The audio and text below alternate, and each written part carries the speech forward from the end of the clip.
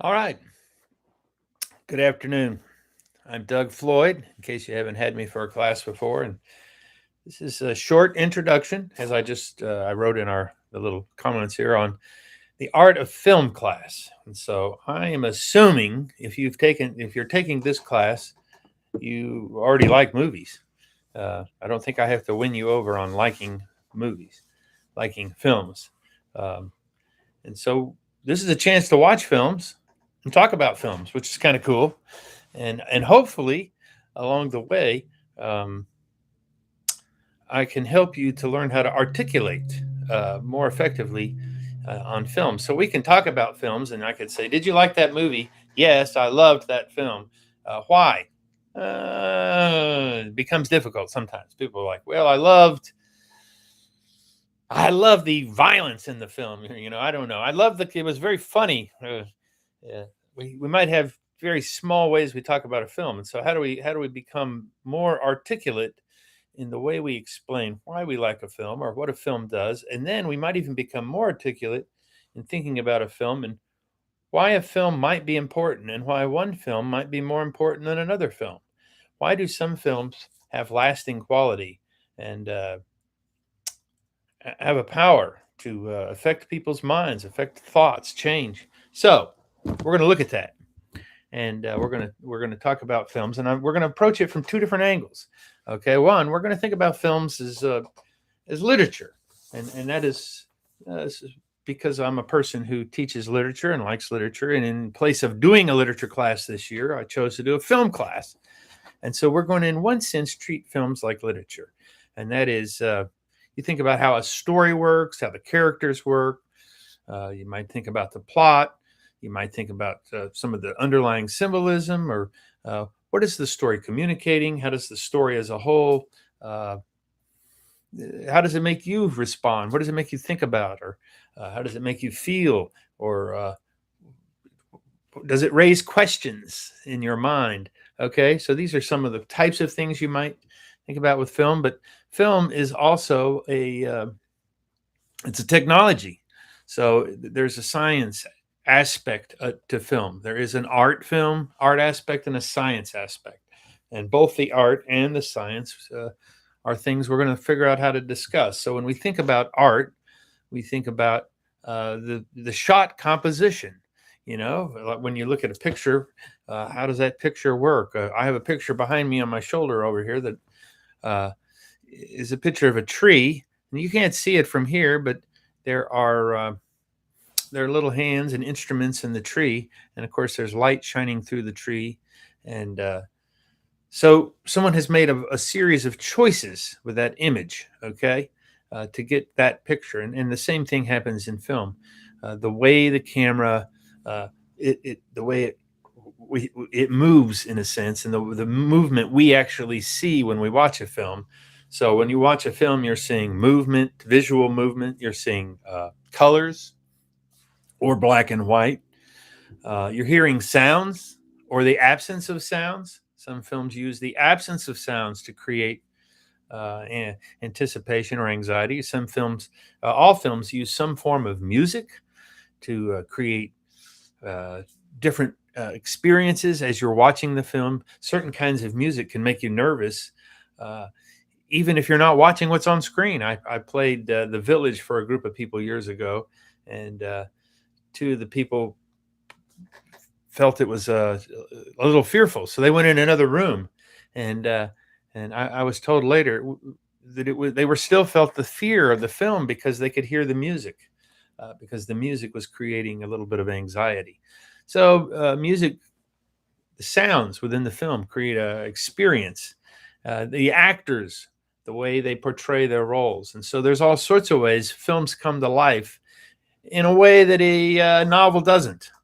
And so this raises a question: what can a film do that a novel can't do? And there are certain things a film can do. For one thing, a film shows you something, okay, which also shows why a film has limitation.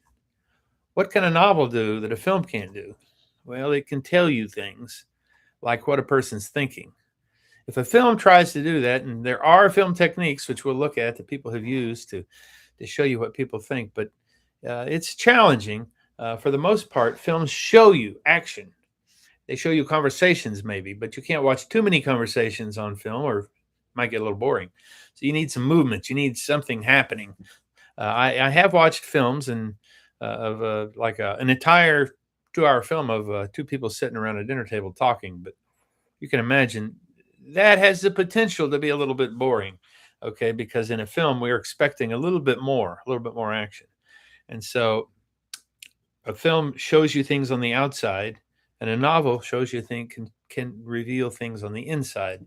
Uh, that's a little bit simplified, to be honest with you, but it's just a general picture. We'll be asking that question again and again this semester. What does a film do that a novel can't? And as a matter of fact, a film is more easily compared to a short story. So, what does a film do that a short story can't? And vice versa. What does a short story do that a film can't? So, we'll think about the limitations and advantages of film. And we'll be watching films. I've given you a list, and we'll talk about this list. I hope I've given you a list of some films you haven't seen. Um, I picked the first film that I hope everybody has already seen, but Raiders of the Lost Ark. It's one of my all-time favorites. So I figure since I'm teaching the class, I'm going to pick one of my all-time favorite films. So Raiders of the Lost Ark is a classic American film. It's entertaining, it's funny, it's adventurous. It's got the underdog kind of character going on, which Americans love. So this is a classic American kind of film, Raiders of the Lost Ark. But I hope I'm introducing some other films that you may or may not have seen. This semester, I've been a little gentler in trying to pick primarily American films. I have picked one film, I think that's a French film. And but other than that, it's primarily American films. And I've picked one documentary that is quite stunning, that should provoke some conversation. So this is a lot of films. It's a film a week. And the challenge is you're going to have to watch these films through your streaming services. And so if you have a problem finding these films, you're going to need to let me know right away. I looked all of them up before the beginning of the semester, and I think I sent this website out to you. It's called Just Watch, justwatch.com. And Just Watch can tell you how to find where a film is streaming at. And so if you can't get a hold of a film, let me know sooner rather than later so we can figure something out about that.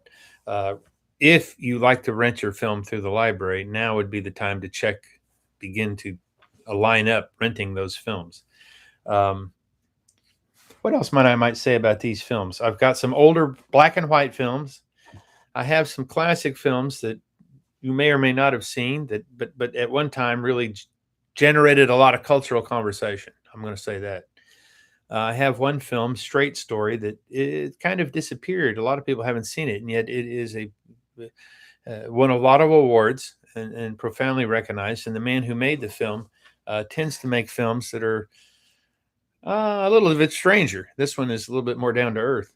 What else? I have a comedy that is one of my favorite comedies, and hopefully you've seen it. It's an early Nicolas Cage film, Raising Arizona.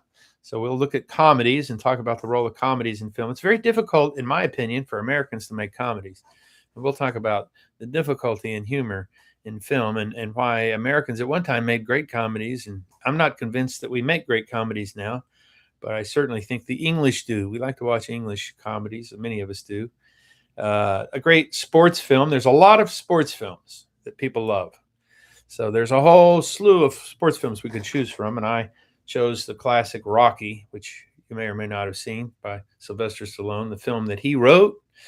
And it's his story. He wrote the film, and it really launched his career.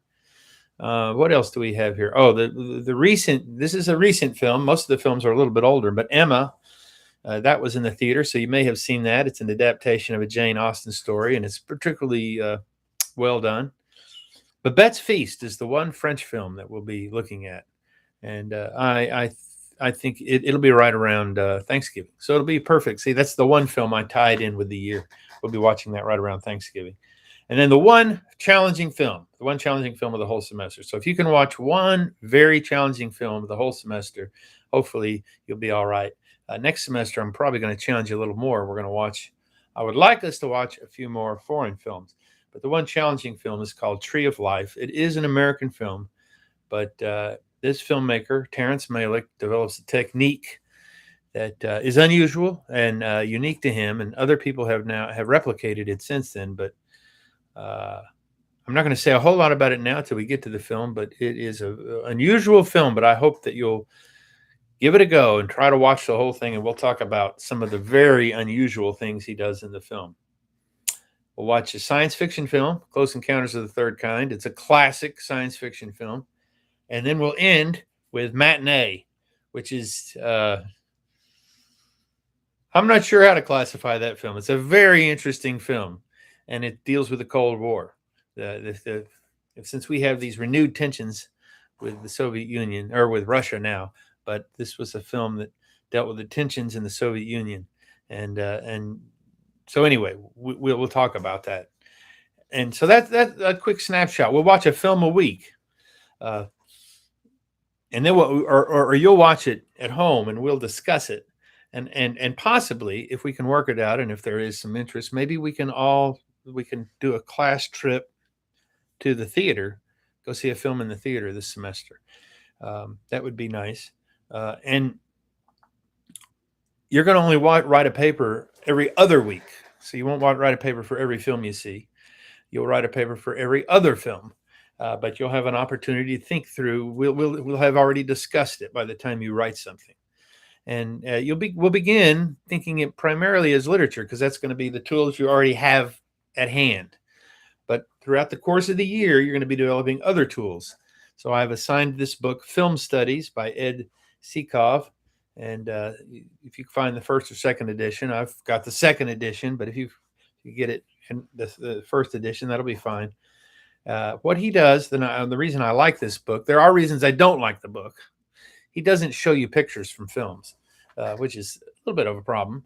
But what he does do well is that each chapter introduces an aspect of film technique. And then he has you do a little exercise. And I want you to do the exercises. And that'll be sort of the other homework. So we'll have writing a paper every other week. And then we'll be writing these little when he has an exercise that will give you a chance to think about each of these film techniques and how you talk about them. And then as the year goes on, we'll begin to try to blend those. And I'm going to give you some film reviews too, so you can see other people, how they've done this. But you're going to write about both the narrative, the story part of it, as well as some of the techniques. How they use color, how they use sound, how they use, I don't know if any of you have seen Memento, but very interesting storytelling technique, which is both a visual technique of film as well as a narrative technique of telling the story backwards. And so that is an unusual form of storytelling. And we're also going to think about films when we talk about a film like that. I didn't assign that film, by the way, but it is when we talk about these films into the larger culture. What are they saying about the culture at the time? Why does that film add to the conversation? And are you even used to thinking about what's the conversation going on in our culture? Like right now, what are the tensions? What are the fears in our culture? Obviously, the fears of pandemics and the struggle with that, or maybe the inconvenience of pandemics. I don't know. So pandemic is certainly part of the cultural conversation. The political arguing is a part of the conversation in our culture. But there are other conversations going on. What is the nature of immigration? What is the nature of who is a U.S. citizen, who's not, who has a right to be here? These are questions that people are talking about. And rather than arguing them, sometimes art helps us, gives us another way to think about things. And we get to hear other people's stories. So that's the one thing I like to do with film, is hear other people's stories, other culture stories. And that's why I like to watch foreign films. So we'll be watching a variety of films and learning how to talk about them together, and then how to write about them. And what else do I have? Oh, yeah. One other thing is a lot of people tend to think about films maybe based on actors. They want to go see the latest Tom Cruise film or something like that. Or maybe just on popular stories. They want to go see the newest version of James Bond or something like that. But I want us to learn to pay attention to film directors and film editors. But we're going to focus on directors, film directors, and film editors. They're the ones actually telling the story, even if they didn't write the story. And some film directors have a greater role in the film than others. And so we have certain signature directors. So Steven Spielberg tells films, has a certain kind of story he tends to tell. Not all his stories are that way, but he has a certain kind of story he tends to tell. And there are other directors that I would like to introduce you to, some American directors, some foreign directors. And I would like you to try to find a director that a film you like. We'll look at the director, and then maybe you might look at several films by that director and try to think about what it is, maybe what it is they're doing. I always think of Batman Begins. Some people like Batman Begins. So that series, that Batman trilogy, the Dark Knight trilogy, is told a certain way and raises certain questions by the film director. And at the moment, I can't think of his name, but he's always asking a certain kind of question, a certain way of thinking about society. And so his films have a certain aspect to them. M. Night Shyamalan's films have a certain kind of, he has a mystical bent in his films, as well as usually some kind of reveal at the end of the film. So we'll think about all that. And hopefully we'll have a good time together. Hopefully you'll have a good time this year watching films and trying to think about them, but also asking bigger questions about the film, even bigger questions about Raiders of the Lost Ark. Maybe we'll see why that is such a favorite for myself, and hopefully you'll be able to talk about some of your film favorites. So I will not be there this week because I have a unavoidable medical situation, medical exam, but someone will be there, and I'm going to send you a little questionnaire I'd like you to fill out before class and email it back to me. But I'd also like you to be prepared to talk about it in class. So bring a printout of it to class, and it'll facilitate a discussion for you to reflect on the questions I ask in that. All right. I look forward to seeing you week after next, August the 20. Let's see, what does it say here? We'll meet on August the 25th, and we'll be ready to talk about Raiders of the Lost Ark. And we'll also, I think you'll do the first chapter in the film book. Okay. I look forward to seeing you then. Have a great week.